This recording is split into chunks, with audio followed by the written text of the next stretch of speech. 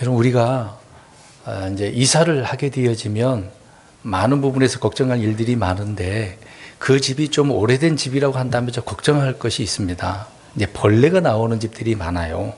예전에 서울 이제 장안동에 살다가 홍은동 쪽으로, 홍제동 쪽으로 이사를 한 적이 있습니다. 근데 그 집이 굉장히 오래된 집이에요. 넓어서 좋긴 좋았는데 약간 언덕이었고, 근데 너무 오래되다 보니까 개미가 많아요. 집 어떤 나무 틈 그 속 안에 개미들이 많아서 막 득실득실 거렸습니다. 그걸 해결하지는 못했어요.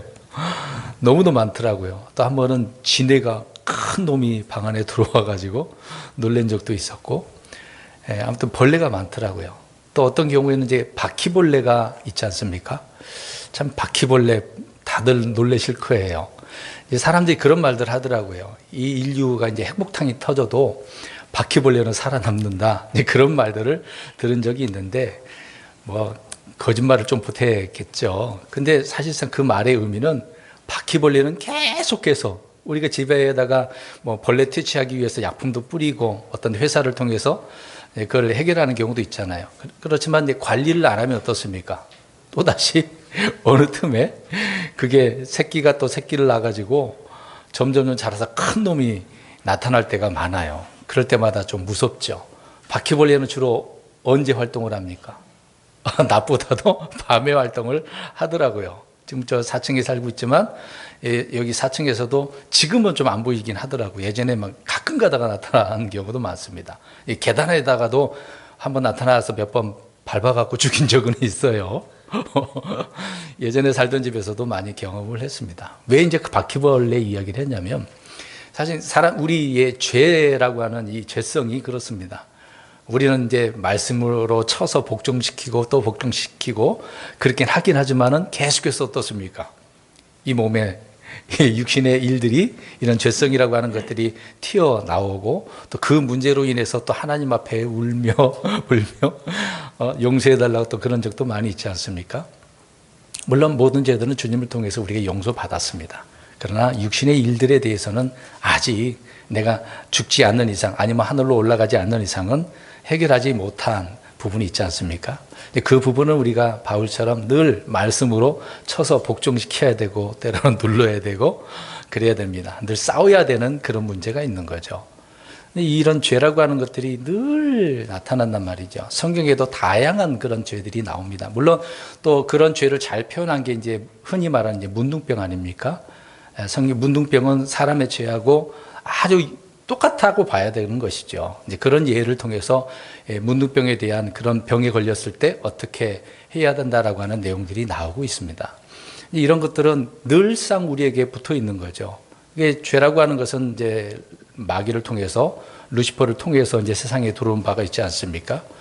그래서 이것이 저 마귀가 없어져야 되는 거 아닙니까? 나중에 브롯으로 던져지게 되어지면 그때 그 이후로는 우리가 이제 죄가 없는 그런 세상, 그런 놀라운 은혜 가운데 살게 되어지는 것이죠. 이제 그러기 전까지는 이 문제를 늘 안고 살게 되어집니다. 근데 왜 이런 이야기를 하냐면, 오늘 말씀의 16장, 사도행전 16장 16절부터 보게 되어지면 과거에서도 이런 문제들이 너무도 많았다라고 하는 부분입니다. 그러니까 제목에 써놨습니다만은 미래가 불확실하면 생기는 일이라고 해놨는데, 사람들은 예나 지금이나 늘 이런 문제에 빠져 있다라는 것을 알 수가 있습니다. 참 이런 문제를 그리스도인이 되어진다면 해결되고도 남아 있을 텐데 늘 불안하니까 사람들은 굉장히 혼란스럽고 헤매기도 하고 좌절하기도 하고 그런 삶을 반복적으로 살게 된다라고 하는 것이죠. 그래서 오늘 2023년 12월 이제 한 달 남았지 않았습니까? 내년 2024년을 우리가 또 대비를 해야 되기 때문에 첫 주부터 12월 첫 주부터 이런 말씀을 드리는 문제가 있는데, 내년에 확실합니까? 불확실합니까? 우리가 어떻게 알아요? 내년에 어떤 일이 일어날지 아무도 몰라요. 그럼 모르니까 사람들은 이제 불확실하다라고 할 것입니다. 그럼 이런 문제에 있어서 우리 그리스도인들은 어떻게 해야 되는가? 오늘 말씀을 잠깐 보고, 분명히 이런 문제가 연말이면, 새해면 이런 일들이 일어나게 될 것입니다. 나름대로 불신자들은 준비하는 뭔가 있겠죠. 근데 그리스도인들도 마찬가지겠습니다만 분명히 이것이 이제 다른 곳으로 둔갑되어져서 사람들이 이 미래가 이제 불확실하다고 생각을 해서 찾아가는 사람들이 있겠죠. 그들이 누군가는 또 말씀을 살펴보면서 우리가 말씀드리도록 하겠습니다. 특히 우리 한국 민족은 유난히도 이제 미래에 대해서 불확실하니까 어떤 생사화복, 기륭 화복이라고 하는 그런 부분에 있어서 점을 치려고 하는 거잖아요. 오늘도 말씀을 보니까 바울이 빌립보 지역으로 가서 이제 기도하려고 이제 가고 있었는데 이제 어떤 소녀를 만나게 되어집니다. 근데 그 소녀가 어떻게 무엇을 하고 있는 그런 소녀였어요? 점 치는 영에 사로잡혀서 점을 치는 그런 소녀였다라고 이야기를 하고 있는 거죠. 이제 갑자기 그 여자가 나타나가지고 바울에 대해서 그 일행에 대해서 뭐라고 표현을 하잖아요. 그 내용 이제 17절에 나온 부분입니다. 그러니까 지금 황당한 놀라운 일이 이제 벌어지게 된 것이죠. 아무튼 오늘 본문에도 점치는 영 나오고 있습니다. 그러니까 사람들은, 우리 한국 사람들은 특히 길흉 화복에 대해서 점을 치는 거죠. 내년에는 어떤 일이 있을까? 나는 어떤 복을 받을까? 어떤 운명일까? 이제 궁금하다는 얘기죠. 그래서 자신의 운명에 대해서 예언을 듣고 싶어 하는 경우가 많습니다. 예언 그러면 어떻습니까, 여러분? 좋게 들립니까? 안 좋게 들립니까? 대답하기가 지금 곤란스럽나요? 예전 같은 경우에는 기대가 되잖아요. 예언 그러면 주로 무슨 생각부터 먼저 하죠? 내 앞날? 내 미래? 앞으로 이런 것이 있다, 저런 것이 있다? 듣게 되어지면 그대로 된다고 한다면 어떻습니까? 좋은 말을 들으면은 기대가 되잖아요. 저주 같은 말을 듣게 되어지면 불안하잖아요. 아무튼 미래에 대해서 불확실하니까 누군가에게 대해서 그것을 듣고 대비를 하든 아니면 그걸 즐기든 그런 것을 이제 준비하겠죠. 그래서 듣고 싶어 하는 것입니다. 그러나 정작 자신에 대해서 이 어떤 운명에 대한 이야기를 점쟁이를 통해서 듣게 되어지면 이제 특히 좋은 말을 들을 때는 막 기분 좋을 거예요. 근데 안 좋은 말을 들으면은 굉장히 거슬리고 외면하게 되어집니다. 에이, 이런 뻔하구만. 별거 아니네. 에이, 저건 좀 제대로 된 점치는 사람이 아니야. 이렇게 표현을 하게 되겠죠. 자, 우리는 이제 흔히 이제 복음을 전할 때 이제 복음을 믿으라, 이제 주 예수 그리스도를 믿으라라고 선포를 하지 않습니까? 자, 이 말씀은 흔히 이제 점쟁이들이 표현한 것처럼 길흉 화복입니까? 복 받으라는 소리일까요? 그건 아니잖아요. 이것은 어떤 생사 화복의 그런 문제가 아니라 영혼을 좌우하는 문제이거든요. 그래서 우리는 네 인생에 있어서 정말 이걸 죽음에 대해서 생명에 대해서 이걸 좌지우지할 수 있는 이런 말씀을 예수 그리스도를 믿으라라고 우리가 선포하는 것 아닙니까? 그러니까 이거는 복 받으라고 하는 소리는 아니잖아요. 오늘 말씀에도 점치는 영에 사로잡힌 여자가 나옵니다. 그러니까 사도 바울이 복음 전도 여행을 떠난 가운데에 이 빌립보 지역에서 이런 일을 이제 경험하게 된 것이죠. 물론 이스라엘 내에도 이런 일이 있었습니다. 과거에 엠돌 그 무당 여인 있지 않습니까? 사울 왕도 누구를 찾아가서 우림과 둠밈으로 하나님께서 말씀을 또 하지 않으니까 누구를 찾아갔어요? 무당 찾아간 거죠. 그 여자를 통해서 뭔가 알고 싶었던 거예요. 불안하잖아요. 불확실하잖아요. 난 이스라엘 사람이고 이스라엘 왕이고 하나님의 사람인데 하나님 말씀 안 하셔. 저와 여러분들에게도 뭔가 우리 안에 성령님께서 깨닫게 해주지 않거나 하나님께서 말씀을 통해 생각나게 해주지 않거나 그럼 막 불안하잖아요. 그러면은 분명히 사울처럼 어떻게 할 것 같아요? 하나님 찾으실 거예요? 아니면 무당 찾아갈 거예요? 하나님 찾아가실 거예요? 아유, 감사하네. 근데 그리스도인들이 그렇게 안 하는 경우가 많이 있다라고 하는 것입니다. 근데 지금은 이렇게 확실하게 대답하셨지만 뭔가 불안하면 사울 왕처럼 그렇게 되는 것이죠. 오늘 빌립보 지역에도 이방 지역 아닙니까? 이스라엘 그 가나안 땅 그쪽은 아니잖아요. 좀 벗어났지 않습니까? 저 유럽 쪽 올라가는 것이니까 북쪽으로.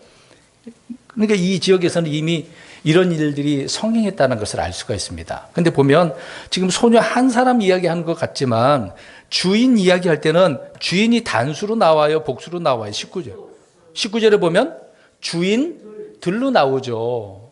그러니까 여러 이제 주인이 있는 거예요. 그러면은 그 주인들이 이 점치는 영에 사로잡힌 이 여자, 이 소녀 하나만 두고 있는 건 아니거든요. 많은 사람들, 우리나라에도 그런 거 있지 않습니까? 어떤 타로 그런 점치는 곳 가보면 그 점치는 사람 많이 있잖아요.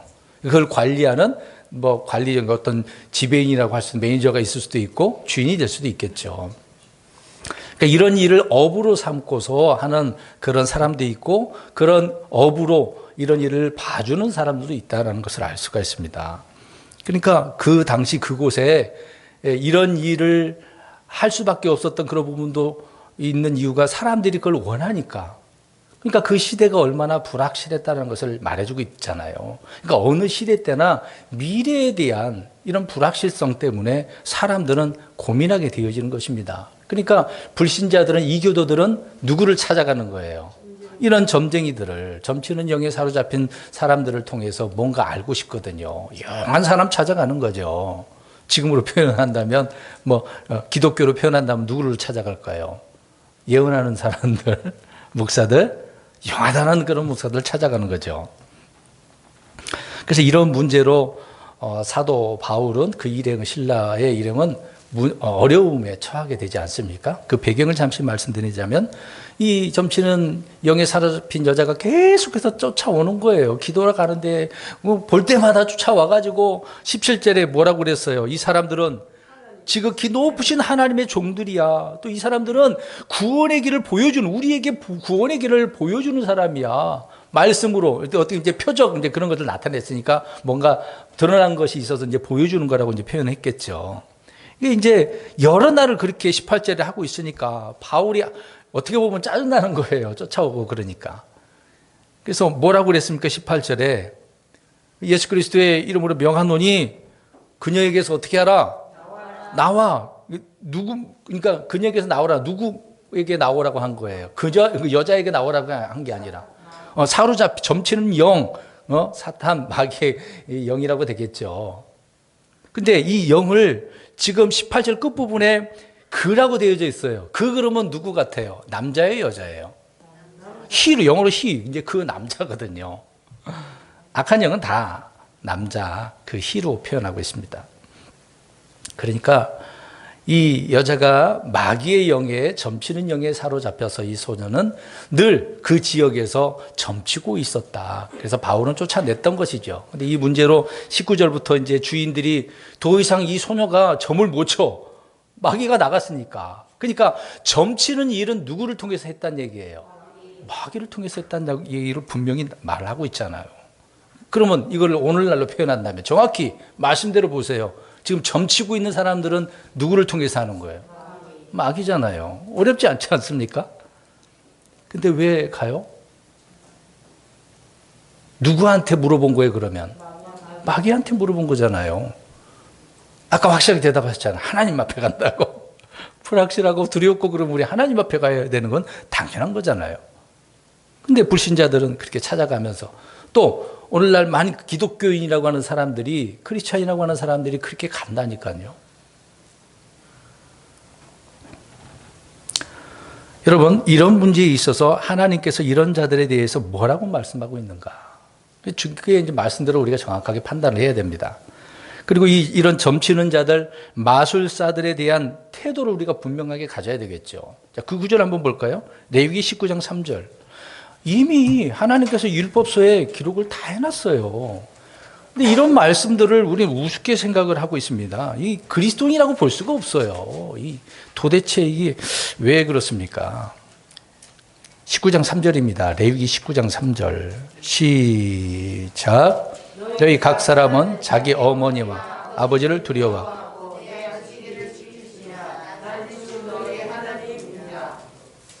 제가 잘못 봤네요. 이 구절이 아니에요. 제가 확인 안 했네요. 불의는 영을 지닌 자들에게 관심을 두거나 마술사들을 추종하지 말지니 그들로 말미암아 너희가 더럽혀지지 않게 하라라고 말씀하고 있습니다. 이제 구절을 제가 잘못 찾아놨어요. 네. 불의는 영을 지닌 자들에게 관심도 두지 말라 그랬어요. 마술사들을 추종하지 말라 그랬어요. 내가 더럽혀지니까. 하나님께서는 이렇게 분명하게 말씀을 해주시고 있거든요. 관심도 추종하지도 말고 31절인가요? 죄송합니다. 저만 보니까 다시 보겠습니다. 그러면 시작. 우리는 경배를 지닌 자들에게 관심을 27절. 말씀자들을 추종하여 그들로 말미암아 더럽혀지지 않게 하라. 너는 진주 너희 하나님인 줄 알아. 네, 분명히 말씀하고 있잖아요. 저희 일자를 빼놓나 봐요. 우리나라의 여론조사에서 한국인이 그 50에서 80% 이상이 점을 믿는다고 합니다. 점을 믿는데요. 그게 이제 재미 삼아서 이제 그런 경우도 있겠습니다만은 그렇게 믿는다고 합니다. 우리나라의 역술인들이 40만 명이 넘는데요. 이게 우리나라의 이제 교회에도 그렇고 무당 그 점치는 곳 있지 않습니까? 굉장히 많대요. 이런 역술 산업의 규모가 돈이 얼마나 오고 가는 거 아십니까? 2조에서 4조래요. 어마어마합니다. 그러니까 교회보다도 장사 잘 되는 게 어디예요? 점치는 곳이거든요. 근데 사실 미래를 알고 싶어하는 욕구는 어디든 다 있습니다. 그리스도인들도 있어요. 있습니다. 알고 싶어요. 이 역술의 종류도 굉장히 많습니다. 점뿐만 아니라 뭐 사주, 신수, 궁합, 뭐 장명, 해몽, 풍수, 뭐 관상, 수상, 뭐 굿도 하지 않습니까? 역술의 다양한 그런 부분이 있습니다. 여러분, 나의 운명을 미리 안다는 것은 어떻게 보면 막 매혹적이잖아요. 내 운명이 그렇게 되어져 있어? 막 관심이 있는 거죠. 혹하게 되어집니다. 근데 어디까지 믿을 수 있는 겁니까? 어디까지? 사주풀이라고 하는 것이 있는데 이것은 음향 오행설에 기초를 해가지고 사람의 그 명을 예측하는 학문이었다고 합니다. 과거에. 그래서 생년월일시가 있는데 이것을 4가지를 기준으로 해서 식간십이지라고 합니다. 식간은 10가지잖아요. 갑을병정, 무기, 임계인가요? 경신임계 이 10가지고 그 다음에 12간이는 아시죠? 자축인묘, 진사오미, 신유술에 이것을 가지고 서로 영향을 미쳐서 골자로 이거 해가지고 영향을 미친다라고 하는 그런 부분에 의해서 이제 사주풀이를 한다고 하더라고요. 예전에 동대문에 살 때 그 서점을 많이 갔었는데 토종 비결 딱 책자가 있더라고요. 그냥 헌책이니까 한번 봤어. 어렵더라고요. 그런 거 공부할 필요도 없지만 보니까 뭐 이런 것을 이렇게 해서 하는구나. 한번 본 적은 있었습니다. 이 사주풀이는 한나라 때 시작을 돼가지고 나름대로 우리 한국에서 이제 틀을 갖춰가지고 정착하고 있는 것을 봅니다. 그러니까 역술인들이 40만 명이 넘는데 엄청난 거죠. 이게 이제 산술적으로 이제 사주풀이를 해보면 51만 8,400가지가 되어진다고 합니다. 근데 그걸 다 알겠어요? 못하죠. 그거 어떻게 다 알아요? 1,000가지, 10,000가지 정도는 이해하지만 50만 가지가 넘는데 그 역술을 어떻게 다 이해를 합니까? 현재 세계 인구가 제가 어제 찾아봤는데 80억 명이 넘더라고요. 그러면 80억이 넘는데 그거를 다 조합해 보면 똑같은 사주를 가진 사람이 2, 3만 명 정도 되거든요. 그럼 그 2, 3만 명이 똑같은 사주라고 한다면 어떤 사람이 좋은 사주라고 해볼 때 그럼 다 어때야 돼? 이 모든 사람이 똑같이 돼야 되잖아요. 그래서 과거에 그런 걸 경험해 볼 때 우리나라 이제 대통령 된 사람이 어떤 사주를 봤는데 다른 사람 똑같대요. 근데 이 사람 대통령이 됐는데 그 사람은 늘 한 달 동안 거지처럼 10만 원 갖고 살아가는 얘기가 있었다고 합니다. 그러니까 같은 사주라고 해도 어떻습니까? 달라요. 믿을 수 없는 거죠. 그러니까 원리상 같아야 되는데 그렇지 않다 얘기입니다. 심지어 우리 어머니들이 자녀를 낳을 때 이제 쌍둥이 난단 말입니다. 그럼 쌍둥이가 같아요? 다르잖아요. 그걸 어떻게 해석을 합니까? 똑같아 태어났는데 약간 뭐 몇 초 사이로 달라진 건가요? 그러니까 다른 부분이 너무도 많다는 것이죠. 근데 문제는 이런 사주풀이를 과신한 그런 나머지 막 맹신하는 거죠. 만사를 그냥 이런 점술에 의존해서 노예가 돼버리는 사람들이 많다라는 것입니다. 그래서 어떤 부분에 이제 불행한 예측을 듣게 되어지면 막 그것 때문에 거기 얽매여서 도망 다니고 피해 다니고 온갖 것들 거기다 허비하는 사람들도 있지 않습니까? 근데 이런 점쟁이들이 맞추는 운명과 미래는 어떤 부분인가 잠깐 더 말씀드리려고 합니다. 이제 왜 이런 이야기를 주로 이야기하냐면 그리스도인들이 분명히 내년에 대해서 불확실하기 때문에 이런 일들의 사람들을 찾아가기 때문에 이런 말씀 드리고 있는 겁니다. 그러니까 많은 부분에 있어서 사람들은 사람에게 정해진 운명이 있습니까? 이런 질문을 합니다. 혹시 이런 질문 안 해보셨나요? 과거에 우리가 믿기 전과 믿고 난 그 이후에도 여전히 이런 운명에 대해서 많이 생각을 하기 때문에 그렇습니다. 또 사람들에게는 운명, 특히 이 세상에서 말하는 팔자 들어보셨어요? 아유, 내 팔자야. 혹시 그런 말 하지 않으셨습니까? 그리스도인 되고 나서도? 팔자라는 말이 무슨 의미예요? 아까 이제 사주풀이 8가지 얘기하는 부분이 있는데, 정해져 있다는 얘기예요, 운명적으로. 나는 그렇게 태어날 수밖에 없는 그런 자다라고 생각을 하는 것이죠. 만약에 그것이 팔자가 있다라고 한다면 어떻게 점치는 사람들은 몇십 년 후를 맞출까? 만약에 아니라고 한다면, 만약에 있다고 한다면 뭐 애쓸 필요도 없는 거잖아요. 그대로 된 것이니까. 근데 성경이 또 그래서 오해를 하는 거죠. 예정되어져 있다고 한다면 노력할 필요가 있어요, 없어요? 없죠. 뭐 그렇게 된다는데 뭘 노력을 해? 할 필요가 없는 거잖아요. 근데 그렇게 질문을 하는 것입니다. 그럼 이것에 대해서 답변은 성경적으로 있을까요, 없을까요? 있어요? 아니, 지금 이 운명이라고 하는 거, 미래에 대한 부분을 성경은 없다. 없다라고 이야기하고 있는 거예요. 그것을 설명하려고 합니다. 자, 불확실한 미래. 내게는 이렇게 정해졌다? 하나님이 정해놓은 거 말고 내 인생에 있어서. 우리의 인생은 운명이 아니라 선택에 의해서 결정된다는 겁니다. 선택. 이게 중요합니다. 그러니까 내년에는 운명대로 흘러가는 게 아니죠. 저와 여러분들이 어떻게 해야 된다고요? 선택하셔야 되는 거예요. 점쟁이 찾아갖고 내 운명이 어떻게 된 거예요? 그러지 말고 내가 이런 길 저런 길 있으면 두 길이 있으면 선택을 하는 거예요. 사실 점치는 사람들의 앞날을 뭐 예언하고 운명을 맞춘다라고 하는 것은 이 세상의 통치자라고 하는 누구 때문에요? 오늘 나오잖아요. 마귀 때문이에요. 마귀가 그렇게 하는 거거든요. 하나님께서 자신의 대언자들과 종들을 통해서 또 자신의 뜻을 계시하기도 해요. 하나님께서도. 그런 것처럼 마귀도 자신의 사역자들이 있지 않습니까?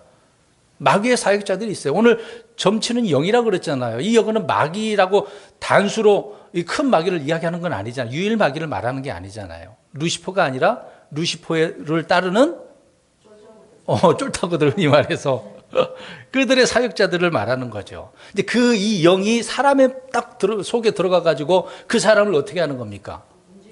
조종하는 거죠. 노예 삼아서. 마귀의 일꾼이 되고 있는 거죠. 그러니까 이런 사람들을 사용하는 거다. 그래서 속이는 거예요. 속이는 거거든요. 그러니까 점이라고 하는 것은 마귀의 사역 중 하나다라고 오늘 말씀에 분명히 기록되고 있잖아요. 그래서 운명이란 말은 성경에 아예 단어 자체가 없습니다. 데스티니라고 하는 거죠. 운명은 없어요.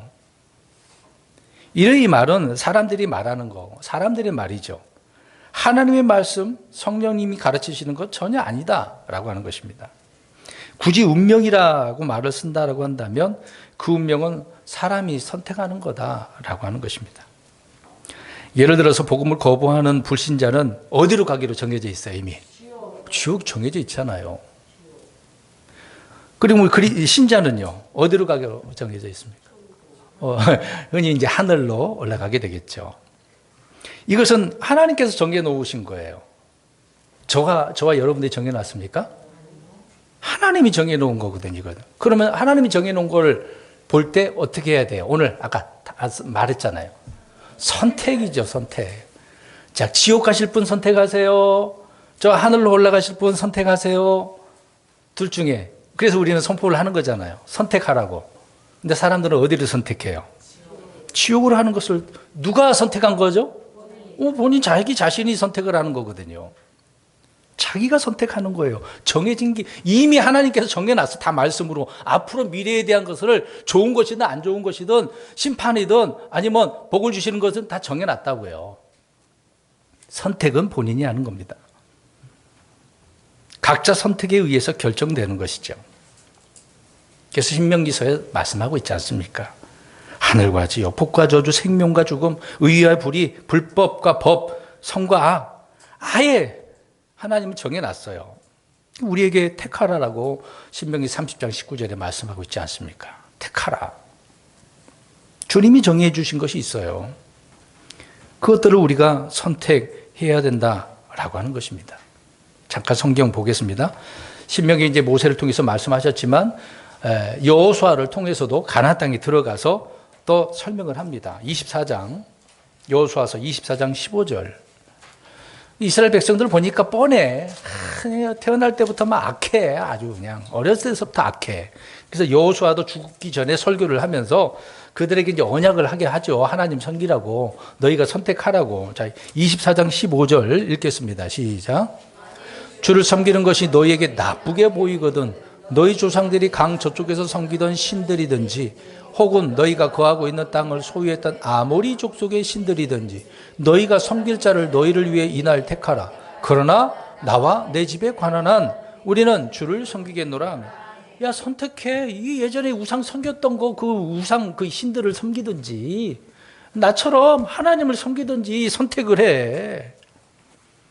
열왕기상 18장에도 엘리야 얘기할 때 두 우견 사이에서 왔다 갔다 했잖아요. 갈멜살 전투에서도 분명히 이야기하지 않습니까? 이사야 7장 15절에도 우리 예수님에 대한 이제 예언의 말씀이지만 악을 거절하면 선을 택할 줄 알리냐는 말이 있어요. 그러니까 악을 우리가 거절할 수도 있잖아요. 내가 선택하는 거니까. 선을 선택하는 거잖아요. 우리 예수님도 그런 분이셨는데 저희 우리 그리스도인들도 선택을 잘해야 되는 거거든요. 이런 운명론, 점쟁, 그러니까 이런 점쟁이들이 돈벌이 수단으로 얼마나 이걸 활용을 잘합니까? 근데 이게 기독교식의 이 운명론이 있는 거죠. 한국 기독교 교회 목회자들이 예언이나 어떤 과거나 미래를 막 점치듯이 말하니까 그것이 또 어떨 때는 딱 맞아 떨어질 때가 있거든요. 그렇게 하는 이유는 이런 사역자들이 자신을 막 신령한 것처럼 막 영권이 있고 뭔가 막 하나님께서 나에게 알려준다라는 것처럼, 그러니까 하나님도 내 말 안 들으면 준다는 소리 그런 말을 하잖아요. 이것은 점치는 영에 사로잡힌 것이지 성령님의 은사가 아니다.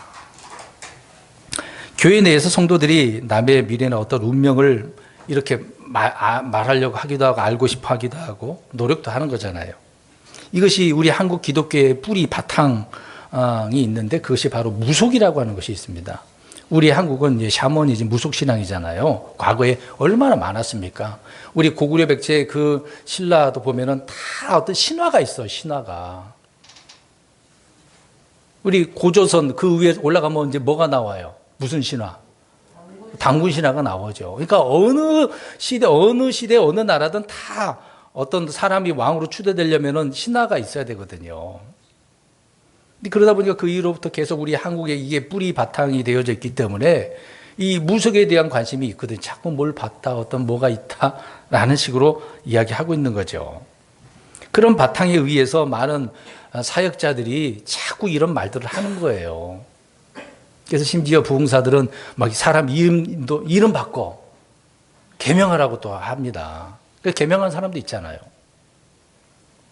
제가 신학생 때였어요. 24인가 5살 때였어요. 같은 이제 선배하고 같이 천안에 있는 목천이 있거든요. 독립기념관 있잖아요. 그 뒤로 돌아가 보면 운몽산 기도원이 있어요.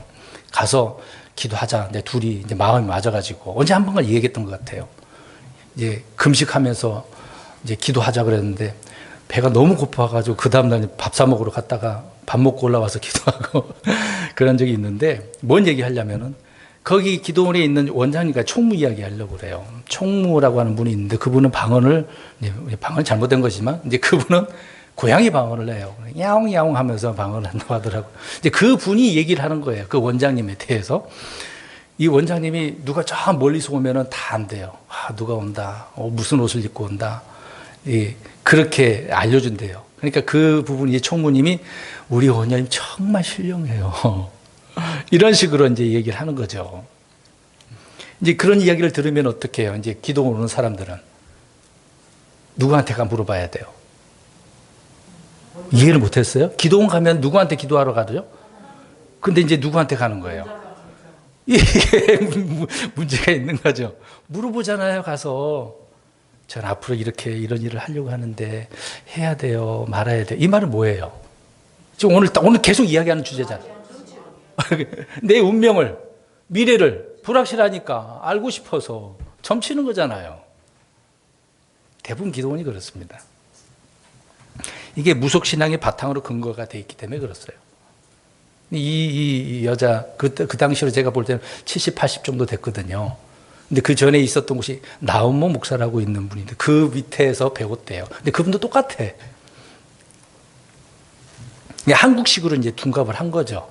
그것이 이제 기독교식으로. 성경적으로 표현을 우리가 해보겠습니다. 그러면 우리 그리스도인들도 그렇게 할 수 있지 않나요? 이런 사역자들도 이렇게 하는데 라는 표현을 하지 않겠습니까? 저와 여러분들에게도 말을 할 수는 있어요. 무엇을 가지고요? 우리 말씀이 계시록 19장에도 보면은 예수님의 증언은 대언의 영이라고 되어 있거든요. 너희 형제들도 그런 것처럼 나도 그렇게 천사가 얘기하는데 야 우리가 이렇게 다 우리에게는 예수님의 증언 대언의 영이 있지 않느냐라고 이야기합니다. 그러니까 지금 점치는 영이잖아요. 오늘 본문에는 우리 그리스도인들에게도 성령님이 계시니까 성령님을 통해서 우리가 뭘 어떻게 하는 거죠? 대언을 할 수 있다라고 이야기하고 있는 겁니다. 누구나 이렇게 대언을 할 수 있어요. 그렇죠? 그 다음에 또 하나는 베드로 후서 1장 19절에 보면은 이제 베드로가 이야기합니다. 우리에게는 더 확실한 대언의 말씀이 있다. 대언의 영이 성령님도 있고 말씀도 있다라고 이야기합니다. 그 다음에 계시록 또 22장 보면은 대언의 책들이라고 말씀이라고 이야기하고 있어요. 책도 있고 말씀도 있고 기록된 말씀이니까 성령님을 통해서 우리가 어떻게 할 수 있어요? 대언할 수 있어요. 말할 수 있어요. 이미 말씀이 그렇게 되어져 있는 걸 이 미래에 그렇다고 한다면 그렇게 된 것으로 우리가 예언이 되는 거겠죠. 근데 사람의 운명에 대해서는 몰라 없어요. 이거를 우리가 어떻게 해석을 한다? 미래 운명이 아니라 아까 얘기했잖아요. 선택이다라는 것이죠. 선택. 가끔 아니면 자주 점쟁이들의 용하게도 뭐 이런 것들을 맞추는 예가 있어요. 왜 그렇겠습니까? 앞에서 얘기한 것처럼 오늘 본문에 말하고 있는 것처럼 누가 들어가 있어? 마귀예요. 마귀가 들어가 있으니까. 이 세상의 통치자 마귀가 그렇게 하기 때문에 그렇습니다. 그냥 하나님의 사역자도 있고 마귀의 사역자들도 있어요. 마귀의 사역자들은 마귀가 자에게 이런 일을 할 수 있도록 정권을 준 거거든요. 정권이라는 이 권력을 다 할 수 있다, 행할 수 있다, 힘을 준 거 아닙니까? 그래서 마귀는 공중권세 잡은 자로서 어떤 개인이나 가정이나 어떤 사회나 나라, 국가, 왕국에 대해서 이런 것들을 자신이 원하는 대로 할 수 있는 권세로 주어져 있기 때문에 그런 일을 행하는 것이죠. 물론 하나님께서 정하시거나 허락하시거나 막으신 것은 마귀가 할 수 있어요? 없어요. 안 돼요. 그 외의 것들은 마귀에게 주어졌기 때문에 자기가 다 그렇게 할 수 있는 겁니다. 그러니까 이 마귀가 하는 이런 일들을 하고 있는데 그 마귀의 역사를 누구의 역사로 보고 있는 거죠? 많은 사람들이. 특히 그리스도인들이 하나님 하신 줄로 착각하는 거예요. 지금 기독교가 그렇게 되어져 있습니다. 이 한국 기독교가. 그런 사역자들 밑에서 막 용하다고 생각을 하는 거죠. 신령하다고 표현하는 것입니다. 하나님 그런 일을 하도록 한 거 아니거든요. 하나님 말씀 선포하라고 했지. 그 부흥사들도 말씀 선포하는데요. 근데 누구 말을 많이 해요? 다 자기 말을 많이, 거의 100%라 표현한다면 95% 이상은 다 자기 말을 할걸요? 하나님 말씀은 5%도 안 될 겁니다. 예수님께서 요한복음 18장 36절에 이런 말씀합니다. 후반절을 보니까 그러나 지금은 내 왕국이 여기에서 나지 아니하느니라. 여기 지금 땅에서 예수님 오셨을 때. 왜요? 지금 그때는 누구의 시대니까? 마귀, 공중곳에 잡은 마귀의 시대예요. 주님의 때가 되려면 주님께서 이 땅에 오셔서 심판하시고 천년왕국과 그 이후로 영원한 세계에 들어가야 되겠죠. 누가복음 4장 6절에도 마귀가 그분께 이르되 이 모든 권능과 그 왕국들의 영광을 내가 내게 주리니, 내게 저라면 다 너에게 주겠다. 그런 마귀가 그렇게 표현하잖아요. 그 말은 이 모든 것이 누구에게 있다? 자기 마귀에게 있다. 그 얘기를 하고 있는 것입니다. 그러니까 마귀는 자신이 마음대로 할 수 있다라고 생각을 하고 있기 때문에 아들 대신 독생자이신 우리 예수님께 찾아가서 시험하면서 이런 말을 하고 있는 거죠. 그러니까 하나님께서 자신의 대언자를 통해서 자신의 뜻과 계획을 이렇게 계시하시듯 마귀도 자신의 사역자를 통해서 그렇게 하는 거거든요. 그러니까 자기 일을 이루기 위해서 이런 무당들, 점치는 자들, 접신 뭐 그런 거 많지 않습니까? 교회 안에서 막 넘어뜨리고, 아니 왜 교회에서 할 일이 그런 게 다예요? 막 넘어뜨리고, 넘어도 지가 넘어진 거지. 갖다 살짝 낚기만 했는데 자기가 넘어간 거지 뭐. 그리고 또 일부러 또 살짝 밀어요. 뒤로 넘어가게. 안 보셨나요? 다 경험해 봤잖아요. 저도 해봤습니다. 마술사, 신접하는 자, 무당, 뭐 영성주의 기독교, 뭐 이런 목사들 조심해야 돼요. 영성 많이 강조하는 거. 대부분 뭐 이런 거 합니다. 부흥사들. 이런 것이 지금 다 뭐 뻔한 것이기 때문에 새로운 건 아니에요. 별로 이상하지는 않습니다. 성경이 그렇게 말씀하고 있었기 때문에. 마귀도 자기의 사역자들을 많이 두고 있어요. 이런 일꾼들이 정말 많아요. 마귀도 표적도 능력도 기적도 일으킬 수 있는 자예요. 대단한 그런 인물이에요. 그것을 가지고 하나님이 그렇게 하신 것처럼 나중에 이제 계시록에 보면 환난 때 적그리스도와 그 대언자가 그렇게 보이잖아요. 죽었다가 막 살아나? 봐라! 누가 할 수 있겠어? 그래서 적그리스도, 이름은 그리스도라고 붙이는 거잖아요. 근데 문제는 이런 일들 때문에 세속적인 크리스천들이라고 이제 표현을 해야 되겠죠. 이런 사람들의 특징이 바로 이런 부분입니다. 자, 이런 질문들을 할 거예요. 하나님께서는 사랑의 하나님이신데 왜 지옥에 보내요? 질문하신 적 있어요, 없어요? 불신자들 그렇게 질문하잖아요. 하나님 사랑의 하나님이라면서 왜 지옥에 보내? 자, 그 말을 들으면 어떻게 대답을 해요? 그러고 금방 잘했어. 앞에서 말씀드린 거. 네가 선택을 한 거지 하나님께서 보내신 거 아니야. 정확히 얘기해 줘야 되겠죠. 지옥에 가는 것은 자기 자신이 선택해서 가는 거죠. 하나님이 지옥에 보내신 분은 아니잖아요. 선택하라고 이야기하지 않습니까? 앞에서 얘기한 것처럼 신명기 30장에 내가 생명과 사망과 저주와 복을 내 앞에 두겠다. 누가 선택하라고? 자기 자신이 선택하라고. 하나님이 그렇게 한 분은 아닙니다. 베드로후서의 3장에도 보면은 아무도 멸망치 않기를 원하시는 분이 하나님인데 자기가 선택한 거 아니에요? 그러니까 이런 불만을 가지고 있는 거 그리스도인들 가운데 이제 처음에 이제 예수 믿고 나면 많은 것들이 궁금할 거예요. 이게 궁금하면 불만식으로 의심하면서 그렇게 질문을 던지지 말고 이걸 몰라요. 좀 알려주세요 하고 찾아봐야 될 거 아니에요. 하나님이 어떤 분인가. 그럼 성경 읽다 보면은 알게 될까요? 모르게 될까요? 알게 되죠. 자동적으로 하나님이 이런 문제 때문에 이렇게 죄라고 하는 것이 들어왔기 때문에 이것을 해결하려고 다양한 이런 말씀들을 우리에게 주셨구나. 그래 이런 세상에서 하나님께서는 선택하라고 이미 다 정해놨구나. 말씀을 통해서 올바른 선택을 해야 되겠구나. 그렇게 깨달아져야 되는데 그렇게는 안 되고 불만을 갖는 거죠. 그러면 한량없이 하나님이 사랑만 해줘야 돼요? 잘못했는데도 사랑해줘야 돼요? 우리 여기 어린 아이들이 있어요. 하율이, 하음이, 하영이, 명찬이, 서희. 우리 아이들이 잘못하면 엄마 아빠가 항상 잘못해도 나에게 용서만 해주고 사랑만 해주길 바래? 잘못했는데 잘못 가고 있는데 우리 부모님들은 어떻게 생각을 해요? 네가 잘못했는데 그래 그럴 수도 있어 괜찮아 그렇게 넘어가나요? 하나님 그런 분은 아니잖아요. 본인이 잘못해놓고서 누구 탓해요? 자, 이렇게 세속적인 크리스처인 육신적인 크리스처는 마귀적인 크리스처인과 같다고 봐야 되겠죠. 이들의 특징이 바로 죄라고 하는 부분에 있어서 이거를 우리 그리스도인은 죄를 드러내야 되잖아요. 근데 이 마귀적인 크리스천들은 죄라고 하는 것은 어떻게 하겠습니까? 숨기는 거거든요. 우리는 빛의 자녀라고 에베소서 5장 13절에 이야기하잖아요. 그래서 우리는 늘 빛으로 나를 드러내보니까 내게 문제가 있어. 와, 하나님 잘못했어요. 내게 이런 죄가 있었군요. 죄성이 있었군요. 욕심이 있었군요. 미움이 있었군요. 회개하고 하나님의 말씀으로 돌아서는 거잖아요. 올바른 선택을 우리가 또 해나가는 거 아닙니까? 그러나 그렇지 않은 사람들은, 육신적인 사람들은 그렇지 않게 되겠죠. 늘 숨죠.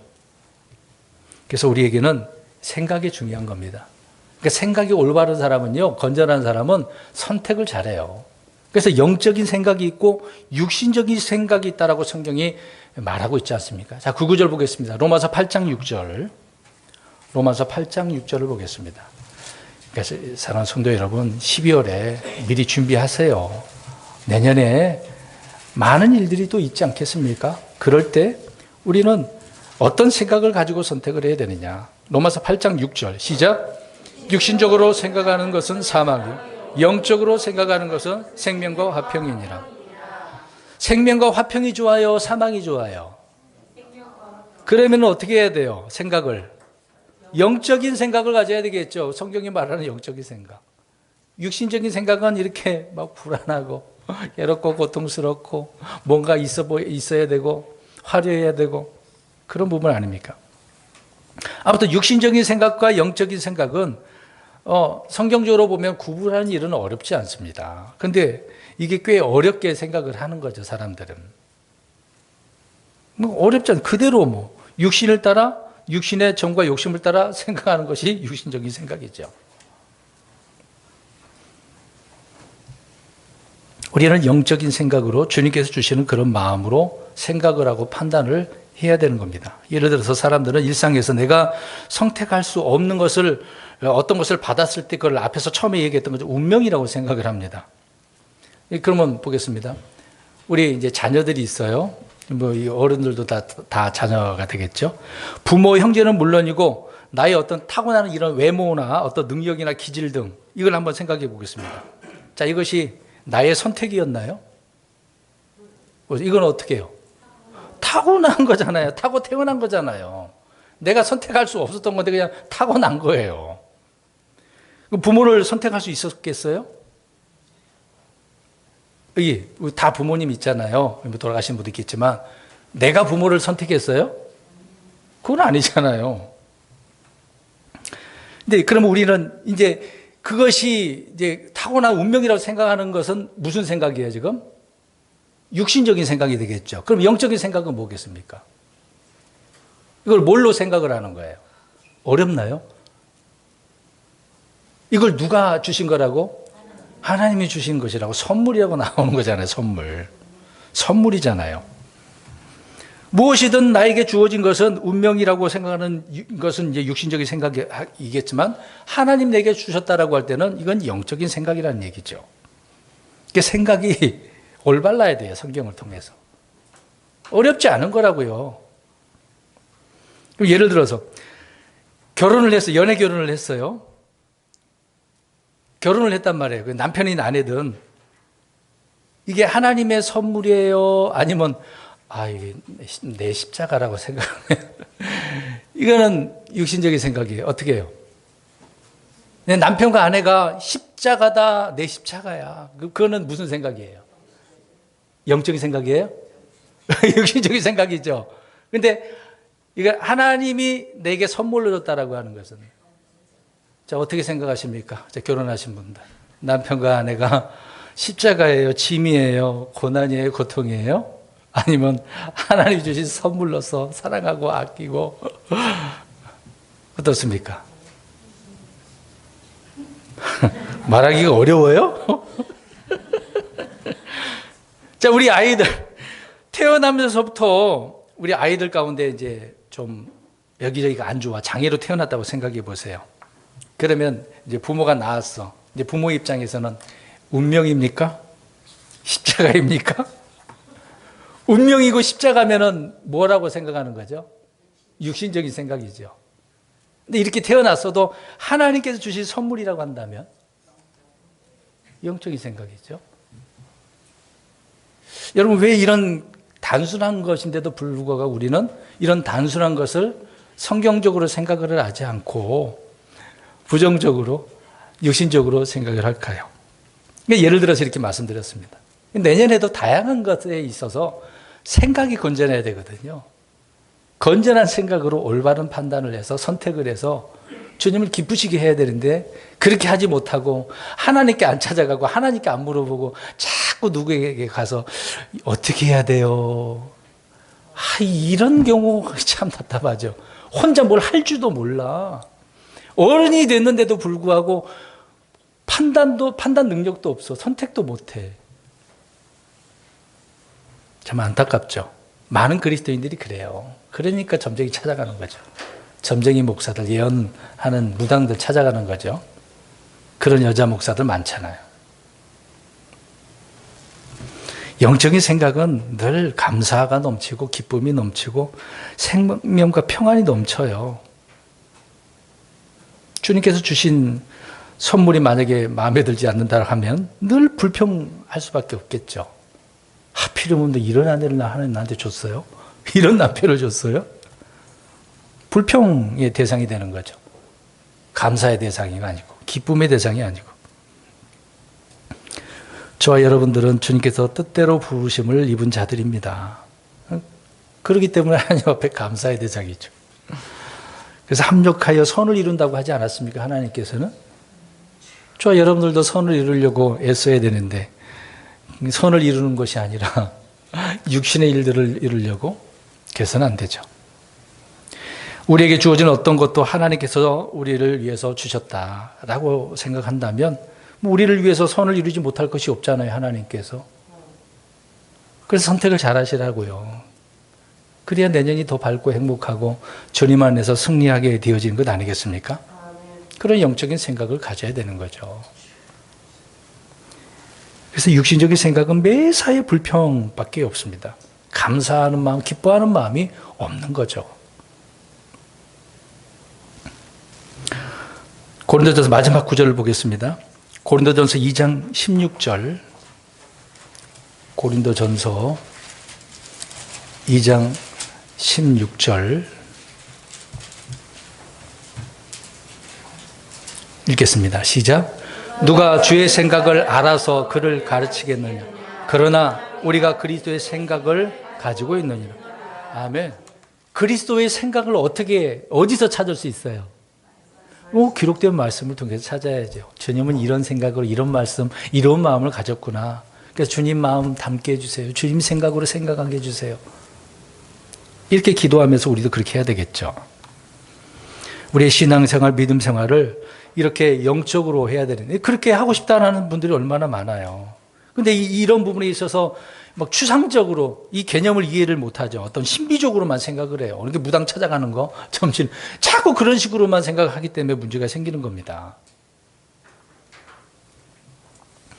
영적으로 생각하라라고 하는 말은 마음속에서 애매하고 이렇게 좀 희미한 거, 뿌연 거 그런 게 아니죠. 확실한 거잖아요. 말씀을 통해서 우리는 확실해야 돼요. 확신이 있어야 돼요. 근데 말씀이 없는 사람들은 늘 불안하거든요. 성경 안 읽으면 그렇게 됩니다. 말씀 안 붙잡고 예수님 안 붙들면 그렇게 돼요. 열심히 신앙생활을 했다 하더라도 무너질 때가 있단 말입니다.